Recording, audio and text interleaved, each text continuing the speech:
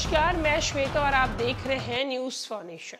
बिहार में जब से जातीय आधारित गणना करवाई गई है तब से लगातार बिहार में जातीय आधारित गणना को लेकर राजनीति भी शुरू हो चुकी है। एक तरफ जहां सरकार इसे एक बड़ी अपनी उपलब्धि के तौर पर देख रहा है, तो वहीं दूसरी तरफ विपक्ष सरकार पे आरोप लगा रहा है। विपक्ष का आरोप ये है कि सरकार आंकड़े जो दिखाई है जनता को, आंकड़े जो उसने सामने रखे हैं वो आंकड़े सही नहीं है। आंकड़ों को एक बार फिर से सर्वे को एक बार फिर से करवाया जाए और आंकड़े सही सही दिखाए जाए।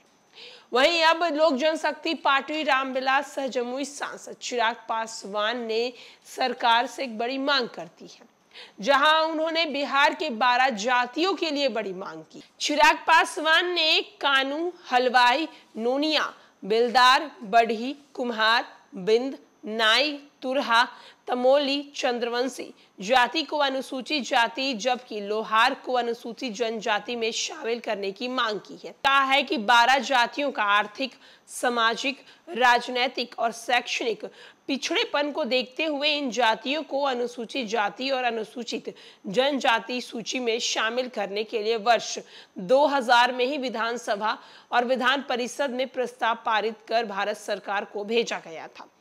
चिराग पासवान ने कहा है कि ऐतिहासिक फैसला है क्योंकि झारखंड राज्य अलग बनाने का है और 12 जातियों को अनुसूचित जनजाति में शामिल करने का प्रस्ताव एक ही दिन पारित कर केंद्र सरकार को भेजा गया था।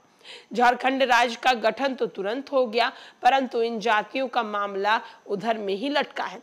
चिराग पासवान की इस मांग को यदि सरकार मान लेती है तो इन 12 जातियों को अनुसूचित जाति और अनुसूचित जनजाति में शामिल करती है तो नौकरी से लेकर चुनाव तक के एससी/एसटी आरक्षण का फायदा इन जातियों को भी मिलेगा। समय में जो एससी/एसटी जातियां हैं उन्हीं के कोटे से इनको आरक्षण मिलेगा। राजनीतिक जानकार बताते हैं कि चिराग का कोर वोटर पासवान है जिसको एसी आरक्षण का बहुत फायदा मिलेगा। ऐसे में ये देखना बड़ा दिलचस्प होगा कि पासवान समेत मौजूदा एसी जातियों को चिराग पासवान की ये मांग पसंद आती है या नहीं। तरफ लोक जनशक्ति पार्टी रामविलास सह जमुई सांसद चिराग पासवान ने बड़ी मांग कर दी है। उन्होंने कहा है कि कानू, हलवाई, नोनिया, बेलदार, बढ़ी, कुम्हार, बिंद और जितने भी जो जाति हैं उन अनुसूचित जाति और अनुसूचित जनजाति में शामिल करना चाहिए। एक तरफ चिराग पासवान का कहना है कि जब बिहार से झारखंड राज्य अलग हुआ था तभी केंद्र सरकार को ये बातें जो है, ये मांग जो है उनके पास भेजी गई थी, लेकिन झारखंड राज्य तो बन गया, लेकिन इन जातियों को लेकर अभी तक कोई फैसला नहीं आया है।